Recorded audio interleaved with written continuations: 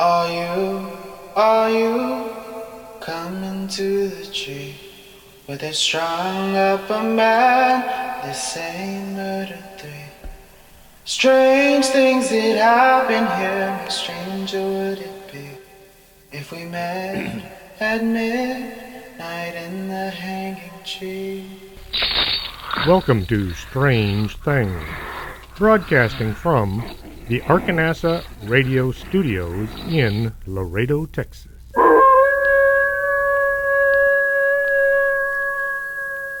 And welcome to the show. I'm your host, Chris James. Tonight, I'm going to be talking about my latest book, Paranormal Laredo. Yes, I live in a haunted town. Apparently there's a lot more going on around us than most folks living here realize. First, David Subeth was listening to the show from last week, Strange Texas Stories, and it reminded him of one of his adventures while traveling through our state. About 10 years ago or so, he had a job to do in a courthouse outside of Waco. He drove over from Louisiana on Interstate 10, and then he turned onto Highway 6, coming out of Houston.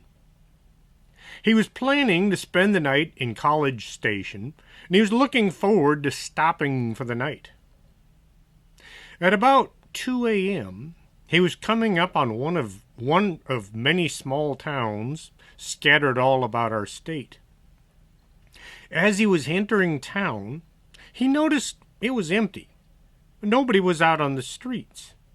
Well, that's not too odd, middle of the night, but still, you'll almost always see somebody coming home or heading to work. The lights along the street look like those old sodium vapor lights they were used back in the 70s. They gave off a sickly orange color, and it kind of gave everything a weird look. Most folks didn't like them when they first came out.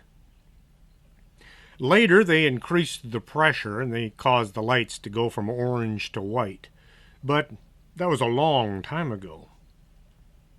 The orange coloration gave the town a really weird feel as Dave was driving into town. Cruising along the main street, he felt as if he'd gone back in time. The sidewalks were all made out of wood planks. The buildings looked like something out of an old Western movie. The only thing missing were horses tied to the hitching posts that David could see along the sides of Main Street. Now, I know there are some old towns in Texas.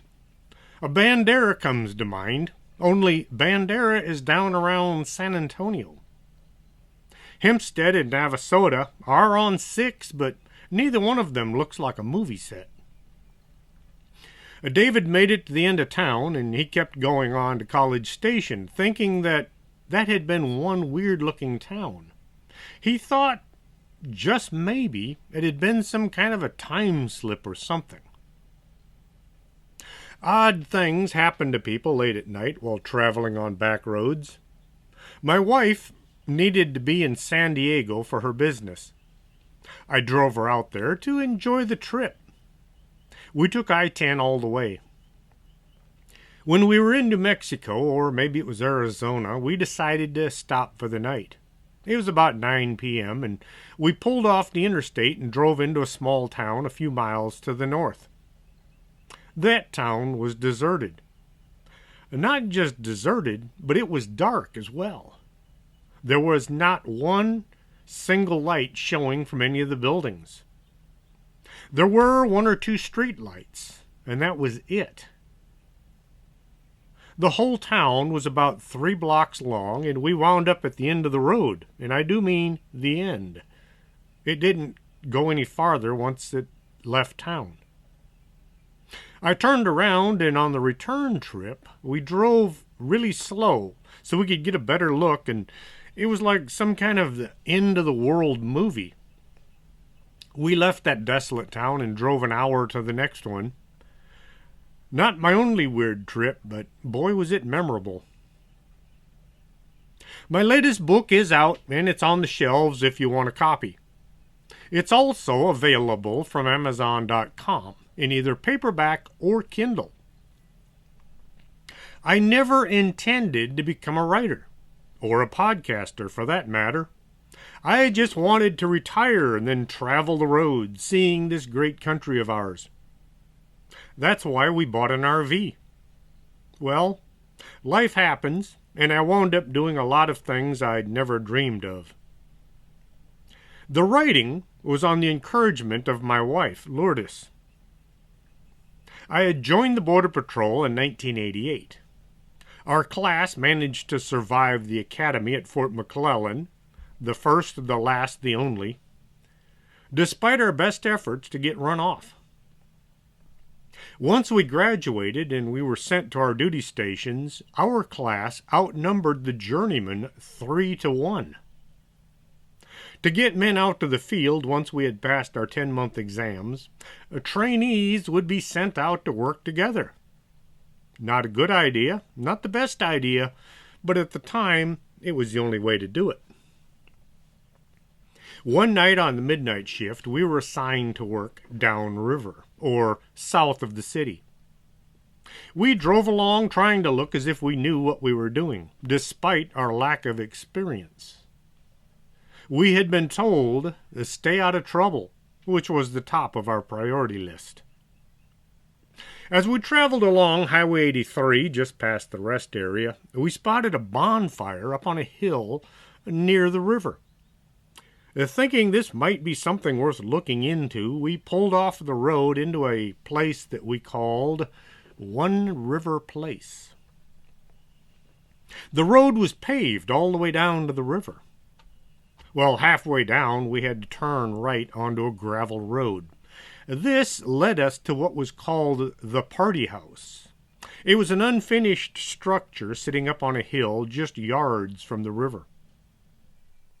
As we came around the corner, we saw a group of 15 to 20 people, all dressed in full-length robes with hoods.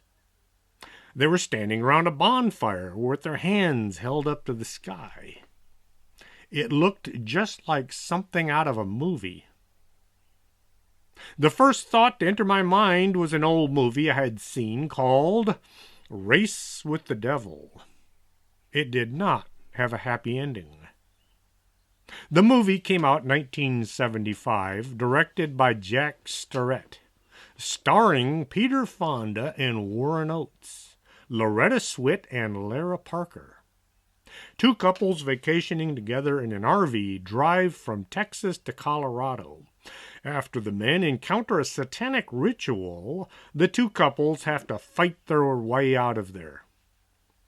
And like I said, it does not have a happy ending. My partner began yelling, "Let's get the heck out of here."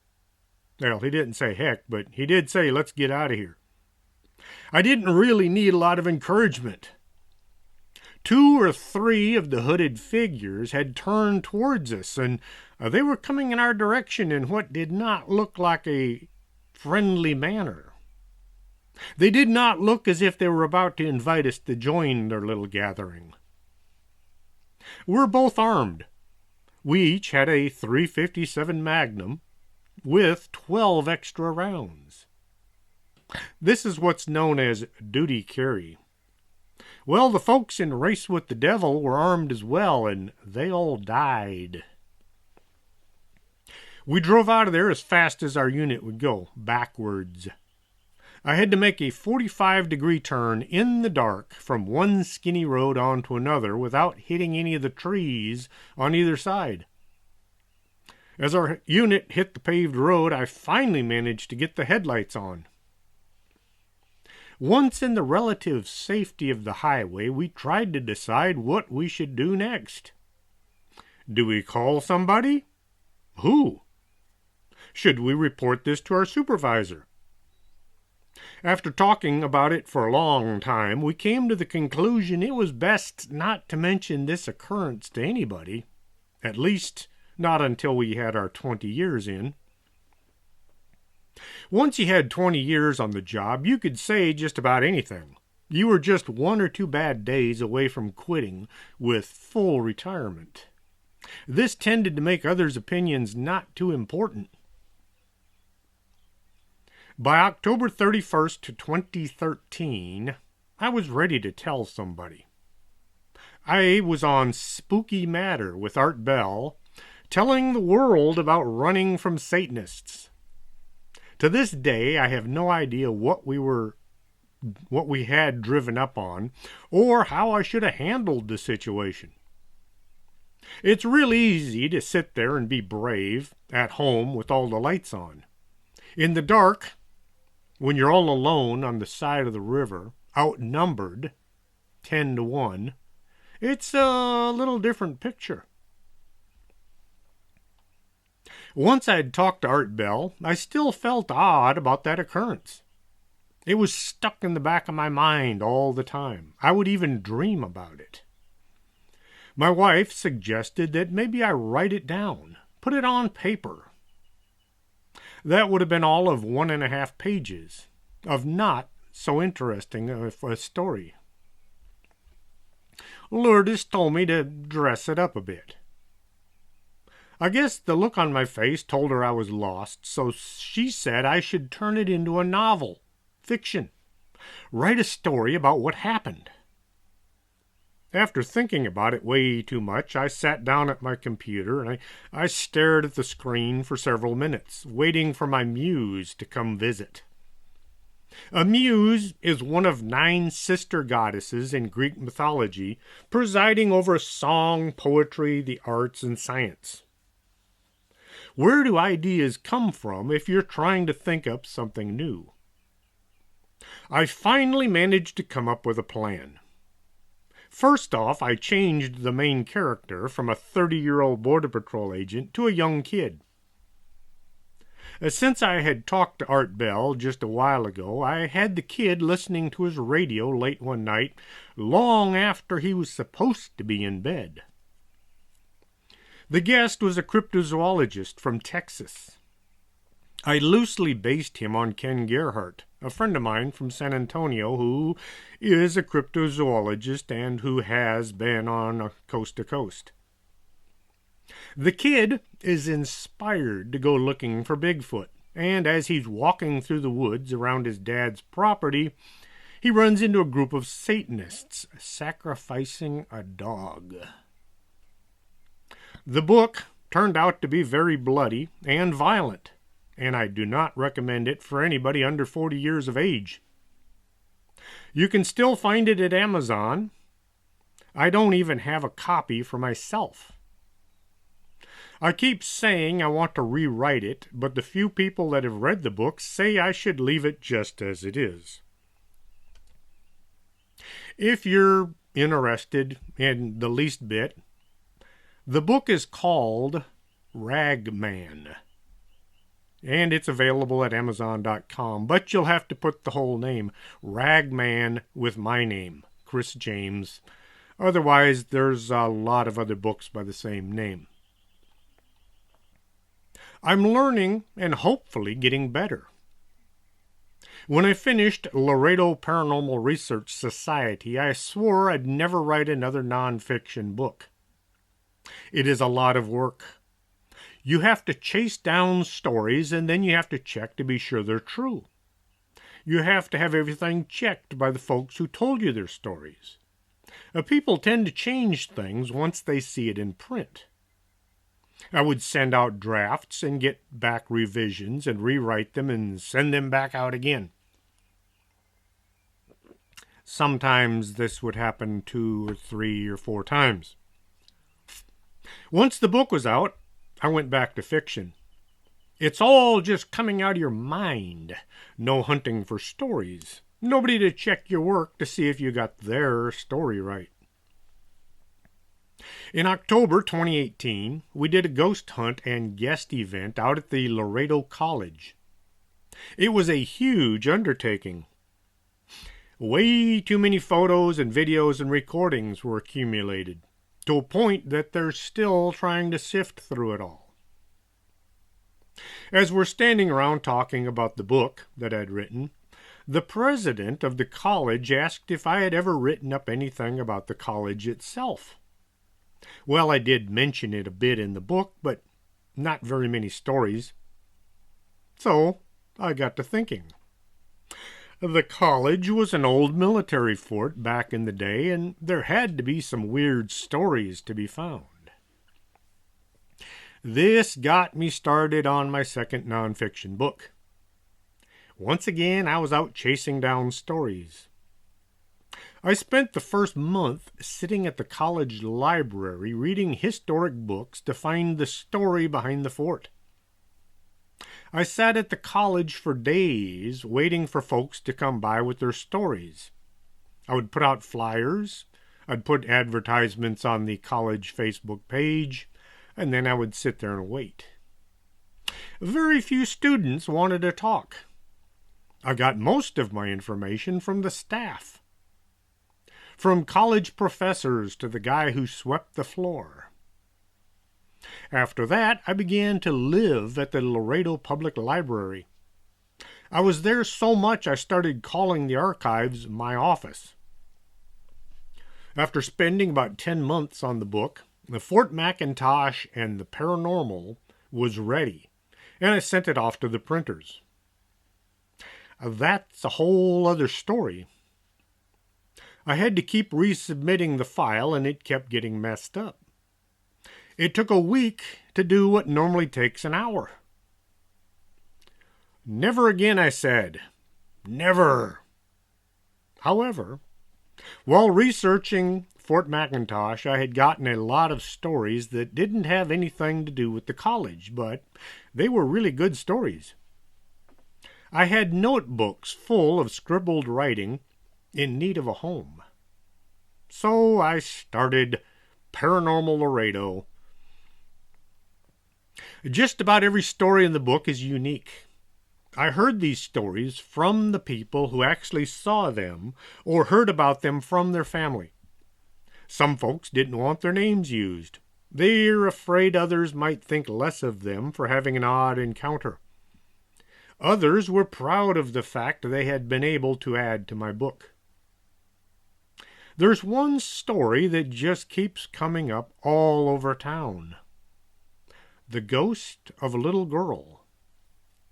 The first time I heard about her was when I first moved to Laredo back in 1989. There were sightings of this ghost in the Mall del Norte. The people cleaning up at night would see a little girl standing or sometimes sitting near the Sears store late at night when the place was locked up. She was described as being about 7 to 9 years old. She had brown hair and was wearing a white fancy dress like she was going to a party or something. Sometimes she was seen holding a doll. Some of the witnesses said they heard her crying as they approached. As soon as the person tried to communicate with the little girl, she would vanish. It got to be so many people saw her, yet nobody knew who she was. The cleaning staff saw her as well as the security guards. On occasion, she was seen holding a balloon. Sometimes the balloon was the only visible thing, but it would move about like somebody was holding it on a string. The people working at Macy's have seen her and the aftermath of her actions. The clerks would set up a display for the next day. They would lock the doors and go home. In the morning, everything would be scattered about the floor.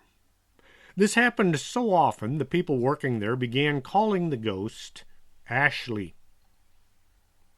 Ashley liked to mess with the elevators.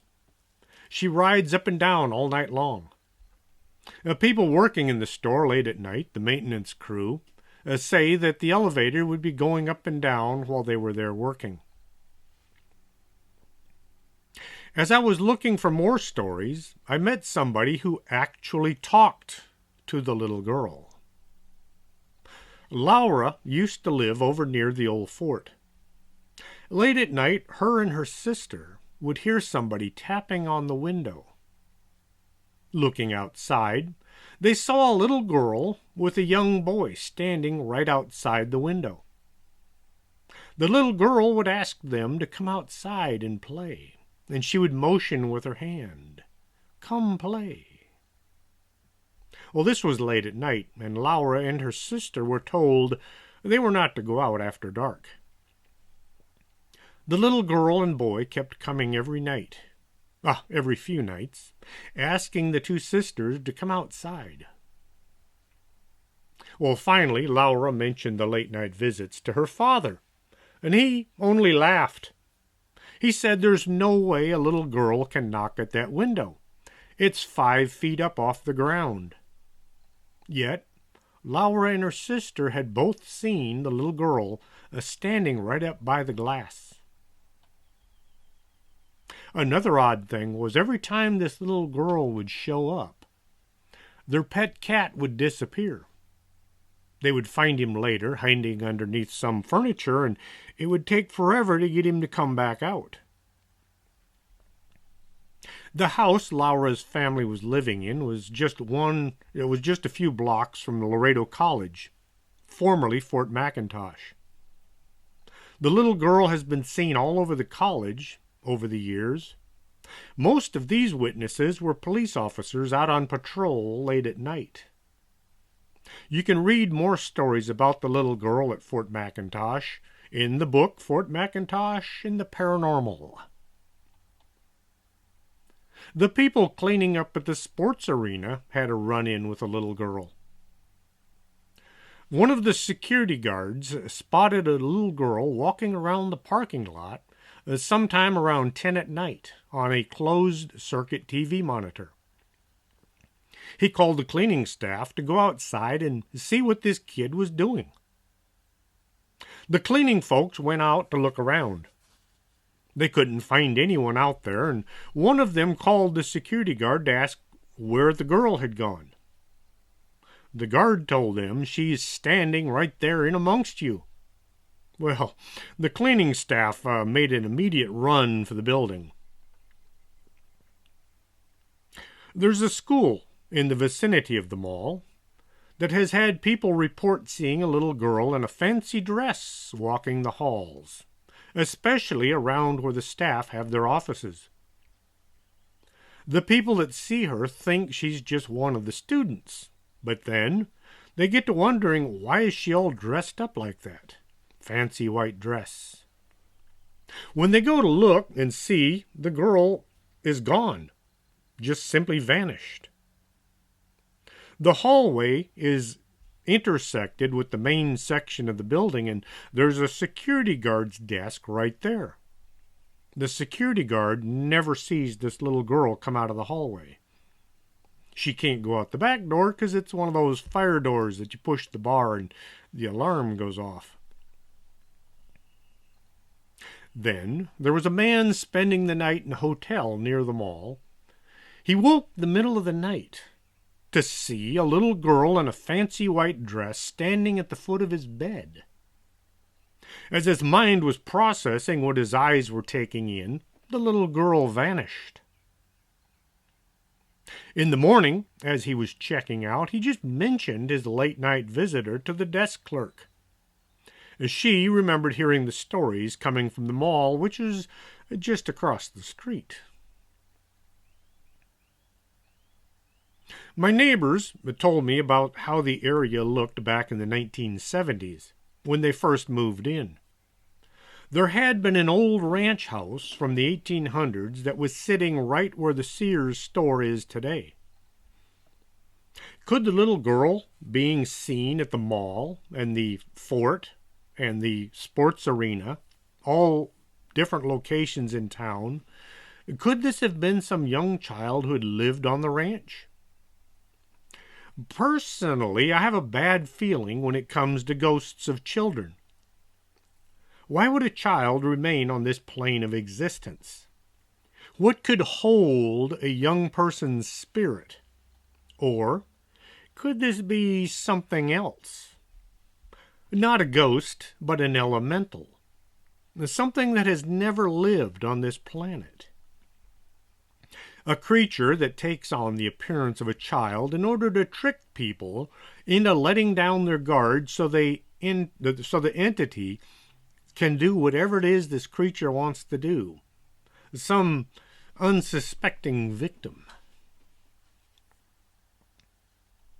Back when David was young, this is a different David from the first story, his family lived on Camp Street. It was him, his sister, and their mother. Their mother had a doll, one of those real-looking dolls that she took very good care of. She treated this doll as if it were her third child. She would comb its hair, and she would check its clothing to be sure all was in order. Well, late one night, David saw this doll walking around in the backyard.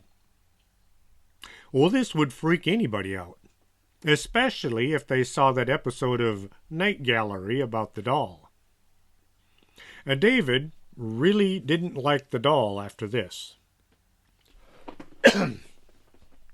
One day he mentioned seeing the doll walking by itself to his sister, as she told him she'd seen the doll walking around in the kitchen. Well, the pair kept encountering the doll in places as it was moving about on its own. This scared them both near death. One day, their mother placed the doll in the hall closet. She then put a hasp and a padlock on the door. The kids didn't know why at the time, but years later their mother told them she'd seen the doll moving around by itself, and she locked it in the closet to keep it under control. I don't like dolls. The more lifelike, the worse they are.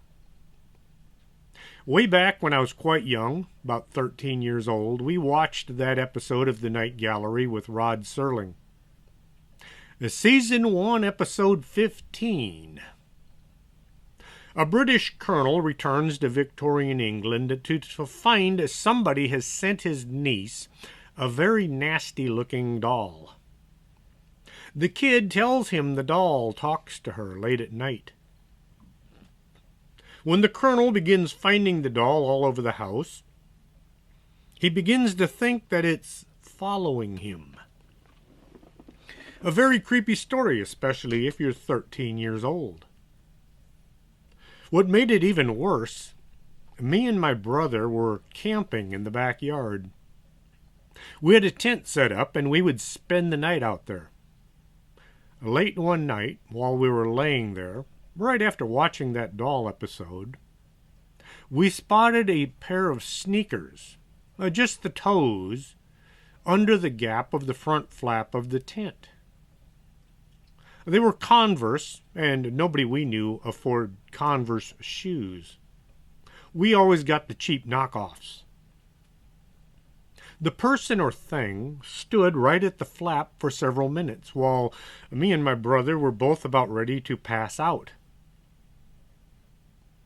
The owner of the shoes turned and left. The front gate was in bad shape, so we would have heard anybody opening or closing it. The yard was fenced in, and anybody jumping the fence would have made some noise. It was deathly quiet. Having watched war movies, the next night we ran some string all around the backyard with cans tied to the ends. Instead of sleeping, we spent several nights waiting for our mysterious visitor to return, but he, or it, never did. This following story came to me from Blanca. This is how she conveyed the story to me, so I'm going to be using I and me and we a lot, and it's not my words, these are hers. Around 1978 or 1980, when I was about 14 years old, my sister Janie, who is no longer with us, and I started using a Ouija board, or Ouija as it's called here in Laredo. The spirit that always used to talk to us was a woman named Rosa Perez. Each time we used the board, she was the spirit that came through. Rosa didn't like me for some reason. I don't know why. It was always the same. She would talk to my sister, telling her how much she liked her, but when it was my turn, she would cuss me out. We used the Ouija board almost every day. All of a sudden, Rosa, the spirit, began telling us that she wanted to send a message to her family. The message was to tell her family that she was doing okay and not to worry about her. I asked, "How am I going to find your family?" and then tell them, "Oh, by the way, Rosa sent me to tell you she's doing okay." Rosa got mad at me and started cussing me out. Her favorite word was the B word, only in Spanish. Once all the nastiness was over, we were able to ask Rosa where she was from and how she died. She told us she was from Nuevo Laredo, but she never did get around to saying how she died. I'll never forget what she said next. It gives me chills just thinking about it. Rosa said, "I'll tell you where I'm buried.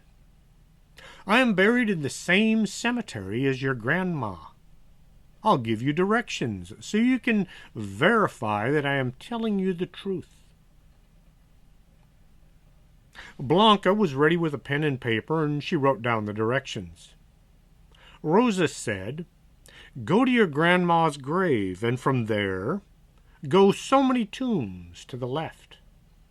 Turn south and go so many tombs to the left again, and you'll see me there." I was thinking, okay, I go to Nuevo Laredo a lot, and I stay at my aunt's house. My aunt lives about 1.5 miles from the cemetery. So, one day while I was in Mexico visiting her, I decided to try finding Rosa's grave.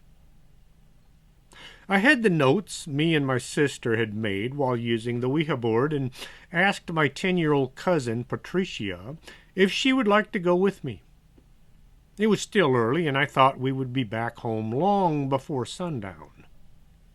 We set out for the cemetery. We knew where our grandmother was buried, so we walked straight to her grave marker. Her grave was all the way in the back part of the cemetery. When we found it, I said a prayer, and then I told my cousin to wait right there. I would be back in a few minutes. I started counting graves to the left, and then I turned south as Rosa had said. I counted the tombstones moving along the graves until I came to a broken cross. The stone was colored blue, and it had a name carved into it. I looked closely at the name, and I saw it said Rosa Perez, just as the spirit had told us. Even knowing who I was looking for, seeing the name made all the blood drain into my feet. I felt a chill run through me as if a cold wind was blowing from the north. The hair on my neck stood up. I hadn't walked very far from my cousin, so I called to her and said it was time to leave. I was so scared I could hardly move. It's one thing to think you have a conversation with a dead person, but to have it carved in stone makes it so much more real. As we're walking out of the cemetery, all we needed to do was go straight to the gate. We began walking, moving past all the grave markers. We had walked along for way too long. It was as if the longer we walked, the farther the gate was from us. I could see the cemetery gate, but it wasn't getting any closer, no matter how long we walked. The journey out of the cemetery took far longer than it could possibly have taken. It was as if we were walking in circles while moving in a straight line. We finally found ourselves on the sidewalk outside the graveyard. Patricia said if I had found what I was looking for, and I told her yes, the person was there. Once I got back to our home in Laredo, my sister asked if I had found Rosa's grave. I told her I had, and then I tried to describe how weird the cemetery had become when we had tried to leave.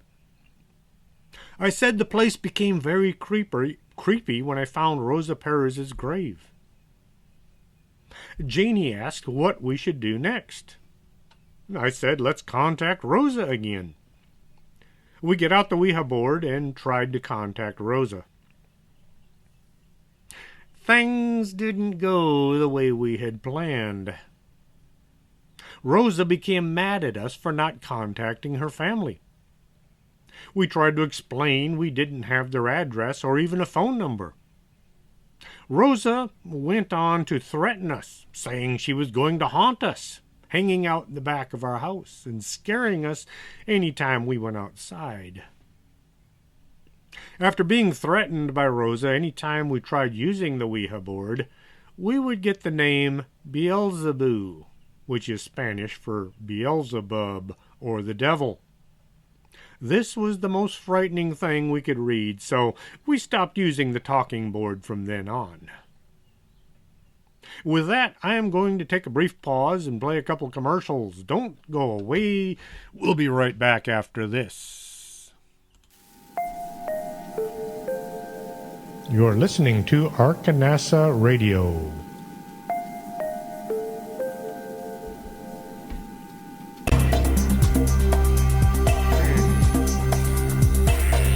Did you hear a bump in the night and you think it just might be a ghost? Contact the Laredo Paranormal Research Society at laredoparanormal@hotmail.com. That's the LPRS for all your otherworldly needs.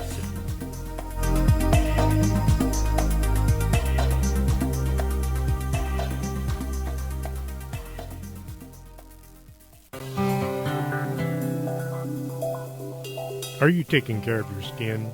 Or are you going to wait and see how time treats you? Take care today by contacting Lourdes James, Independent Beauty Consultant, at 956-723-3019.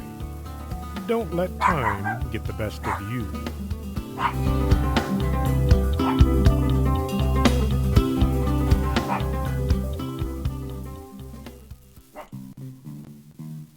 If your vision isn't what it used to be, and you're not sure you're seeing Bigfoot or just your neighbor mowing his lawn, stop on by Del Norte Optical, 107 Calle del Norte, just across the street from the Embassy Suites. You should be able to see what you're looking at.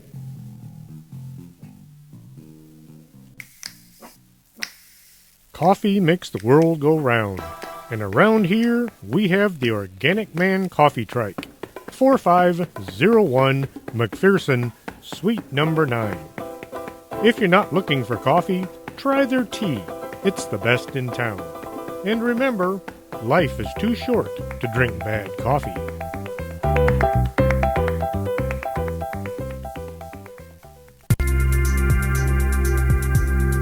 This is Arkanasa Radio you've been listening to.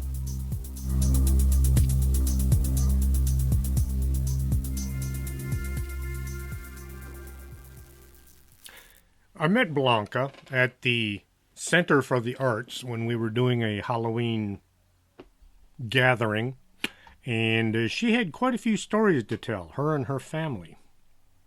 Another story she told me involved her granddaughter, Esmeralda. Blanca said, and once again these are her words, "When my granddaughter Esmeralda was small, maybe 4 years old, she had an imaginary friend. It all started one night as I was talking to my daughter Perla on the phone. My daughter said Esmeralda was acting strange. I asked what she meant. Perla nearly broke out in tears as she told me, Esme is talking as if there is someone else in the room. She's having an entire conversation all by herself. I'm scared of what's going on." Well, I told my daughter, "Don't be scared. Ask her who is she talking with."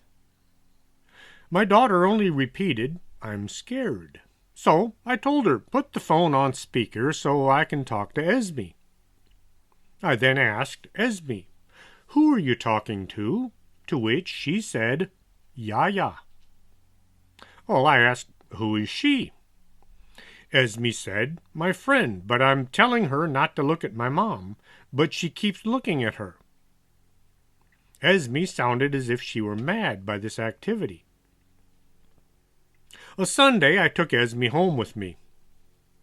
I kept asking her questions.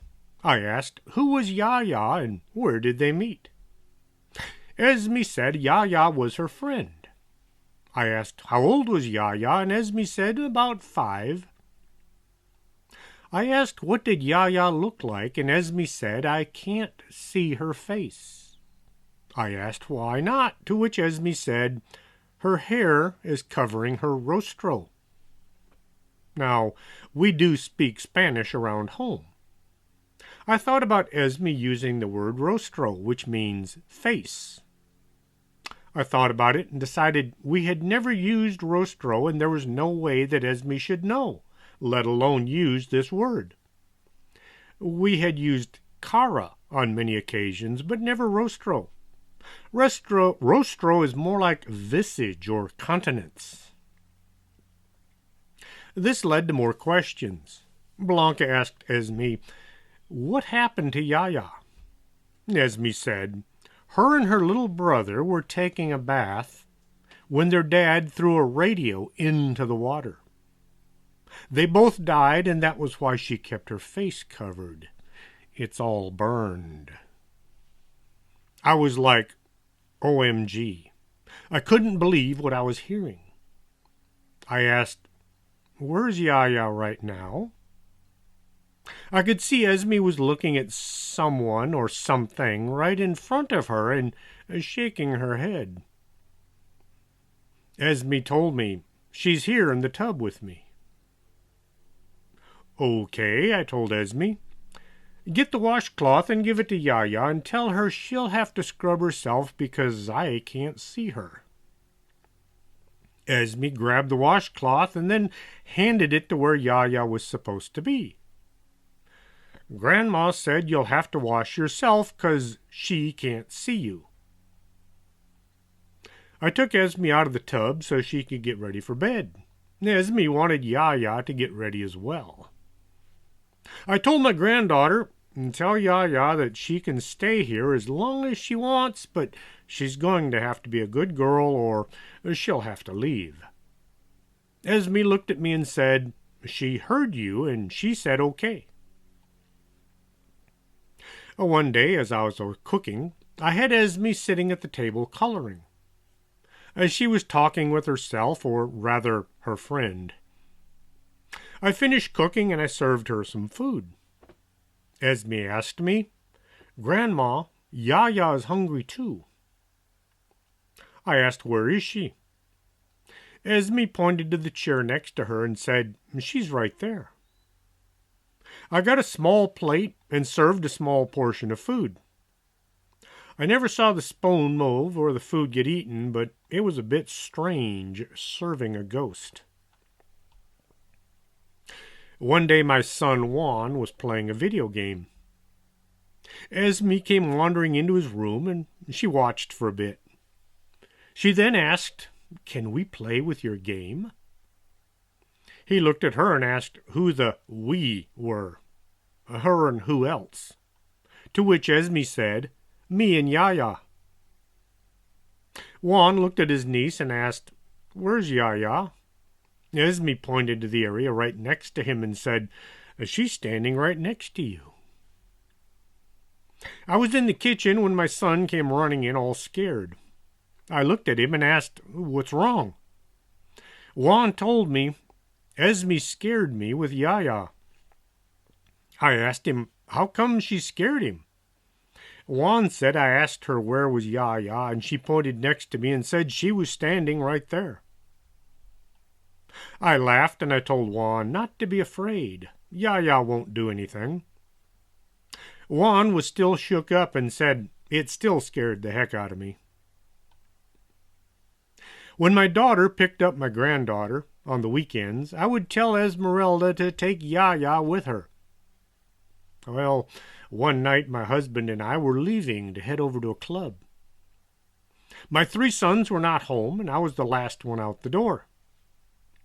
I turned off the lights, and as I was walking to the front door, I entered a cold spot.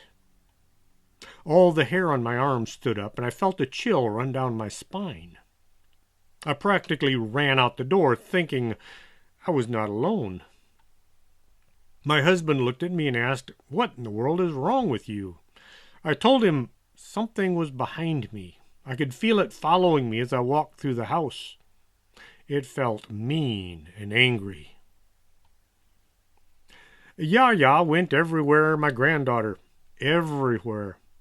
She would go to my niece's home when they would babysit Esmeralda. Joanna would take care of Esme as long as me and my daughter were working or were busy for the day. One day I had Esme when my niece called my daughter and asked her why did she drop Esme off without telling her. My daughter told her she hadn't dropped Esme off. Esme was with her grandmother. My niece had been looking at the camera that showed the front door to her house. She'd seen a little girl standing there, waiting to be let in, and simply thought it was Esmeralda. When my niece opened the door, there was nobody there. She looked all around the yard and even out in the street, but there was no one. Going back inside, she looked at the camera once more. Again, the little girl was standing right there. My niece went back to the front door, thinking Esme had hidden or something. Once more, there was nobody at the door. After doing this a few times, my niece said to tell Esme to take Yaya with her, and from now on, don't bring her to my house. Esme was attending school across the street from my house. She stayed with me during school days and then went with her mother during summer vacation. When Esme left for school, Yaya stayed in my house. She was apparently upset that her friend wasn't there to play. Yaya began doing things. In the hallway stood an altar in memory of my sister who had passed away. There were some angel figurines, some pictures, and some candles.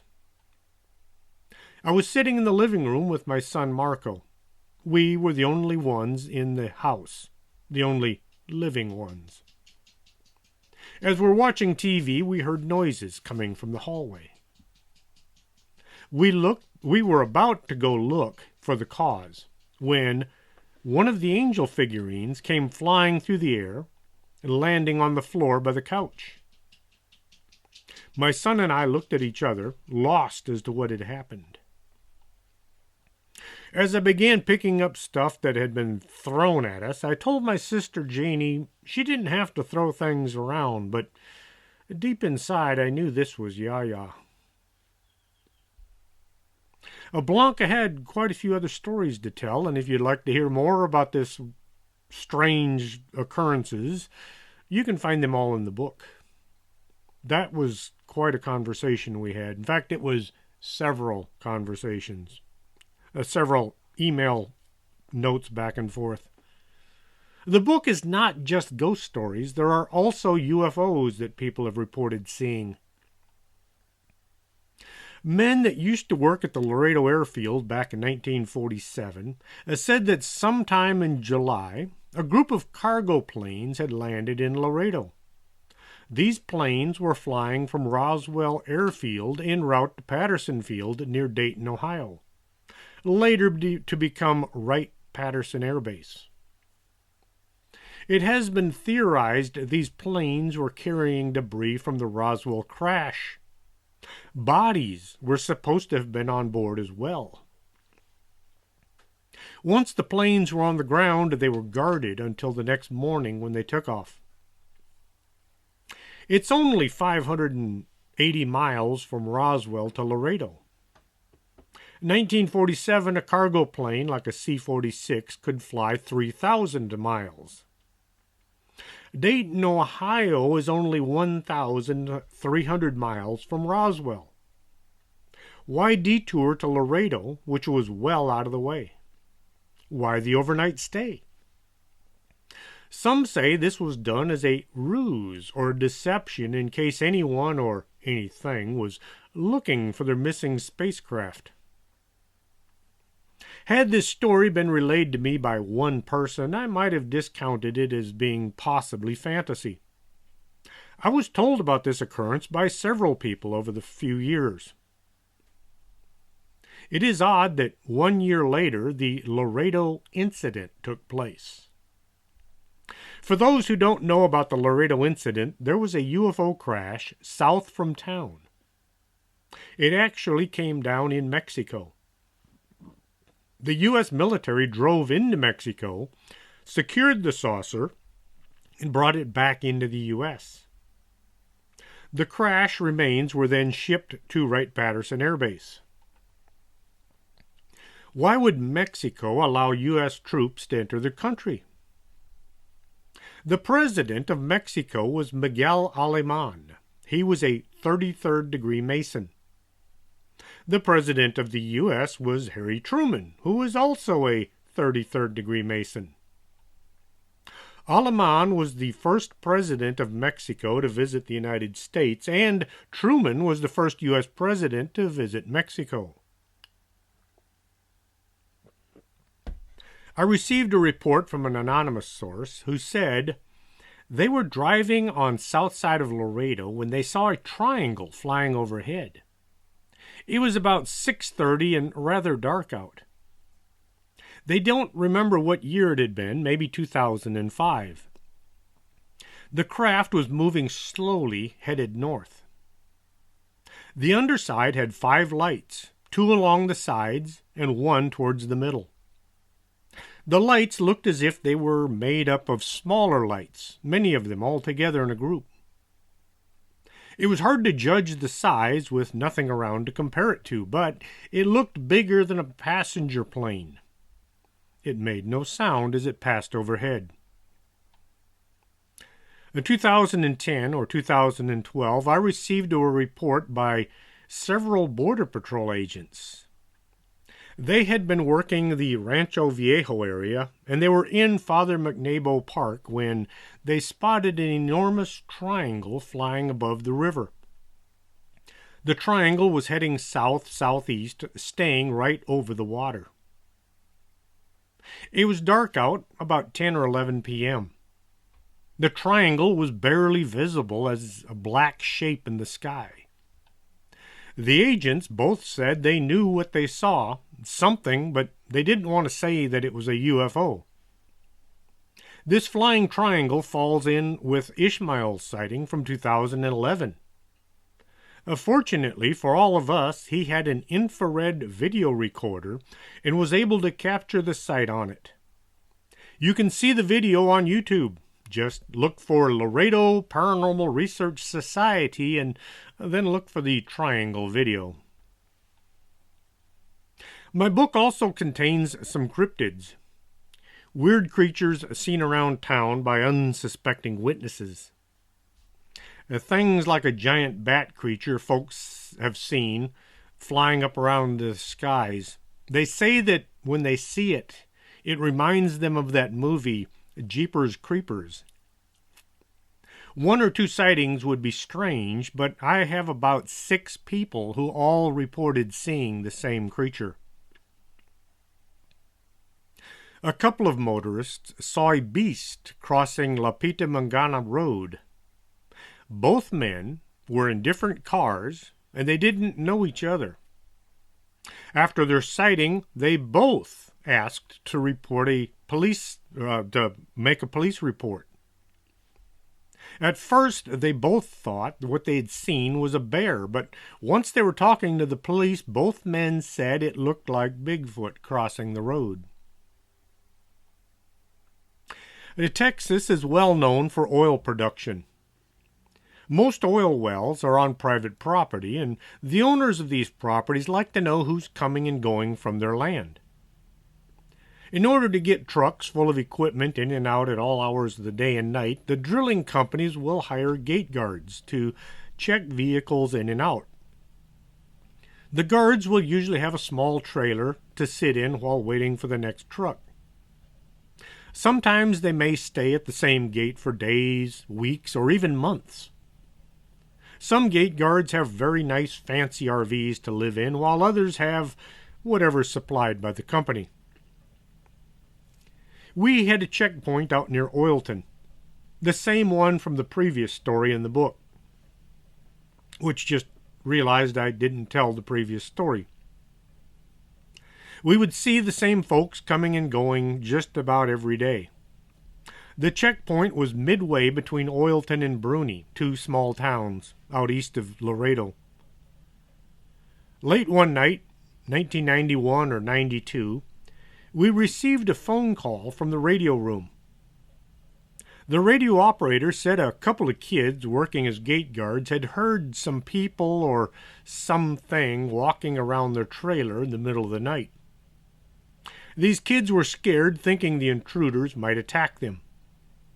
Smugglers did work the area, and some could be dangerous, so me and my partner drove out to see what was going on.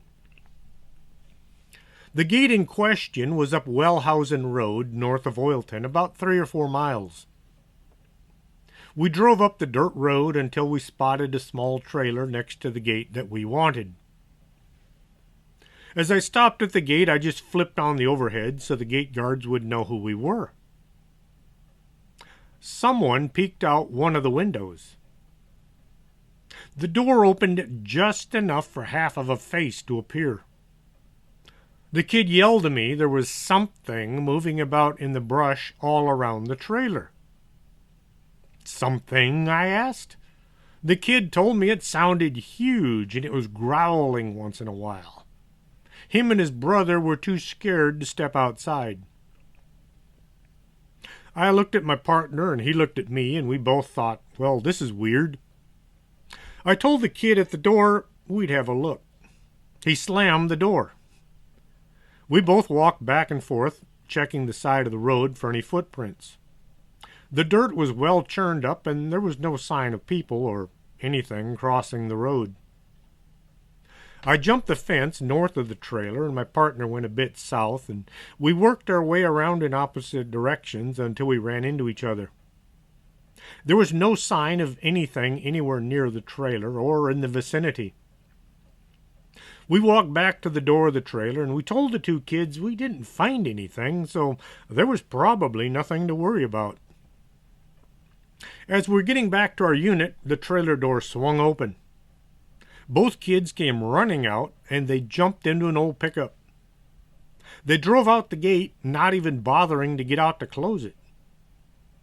I could see they were both white with fear, and they were shaking. I closed the door and I locked it as the truck drove away towards town. Whatever those two had heard, we could find no trace of it. There was no sign of anybody messing with them. We never saw either of those two again after that night. The odd thing is, this is not the only time we heard a report of some beast moving about in the brush in the Oilton-Bruni area. There were several folks who would come by late at night and tell us there was something out there in the brush, something big, covered with hair. I hear from folks all the time that they're going to write a book someday. Someday, when it's right. When they have the time. When the stars are aligned just right. I suggest you don't wait for the right time, because there will never be a right time. You will never have the time to sit down and write. Things will come up. Life will happen. Don't wait. Sit down right now. Open a file on your computer or Word doc and get started. All you really need is an idea. Dean Koontz was on Coast to Coast AM one night. He said when he started a book, he has the opening line and that's it. He said he's just as surprised how the story goes as we are. Instead of waiting to get started, I might take you a while before you have something that looks like a story ready to publish. Now is the time to give it a try. If you do decide you want to write a book, and say it's a fictional story and there's going to be lots of characters doing lots of things in it, I might suggest that you have a note to the side of the story. Put down everybody's information, their name, kind of what they look like if you're going to describe them, and have a calendar showing when things happen as you go. That way you don't have to keep going back into the book, rereading what you've written, and then trying to keep it from getting messed up. If you've ever read a book where one of the characters seems to change halfway through the book, that's what happened. They forgot some of the details. It's easy when you're reading a book in 1 or 2 days to keep all the characters straight.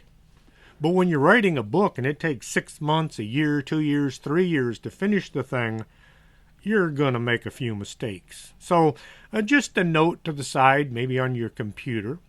If you're using a Word doc, that's best because you can search the document. So you have a note with all your characters written down in it with a timeline, and then you have the story itself that you're writing. Don't feel pressure. Enjoy the experience. Have fun doing it. You might find it's pretty inspirational. If nothing else, it's a good way to get even with people that pissed you off at some time in your life. You can put them in your book and do bad things to them. Just don't use the real name. You don't want to wind up in court. Give them an alias. If you'd like to get my book, Paranormal Laredo, you can find it at the Organic Man Coffee Trike, 4501 McPherson, or at the Phoenix Bookstore, 1602 Victoria Street, both here in Laredo. If it's too long of a drive, you can also find my books at Amazon.com. You can find it in paperback and in Kindle, both. I like Kindle. You don't have to wait for the book to arrive, and you can carry 10, 20, 30 books around in your pocket without too much trouble. If you enjoyed tonight's show, let your friends know. If you'd like to hear a particular subject, you can contact me with your ideas at strangethings@arcanasa.com. Till next Saturday, this is Chris James for Strange Things. Are you coming to the tree where they strung up a man, they say murder 3? Strange things that happen here, how stranger would it be if we met at midnight in the hanging tree?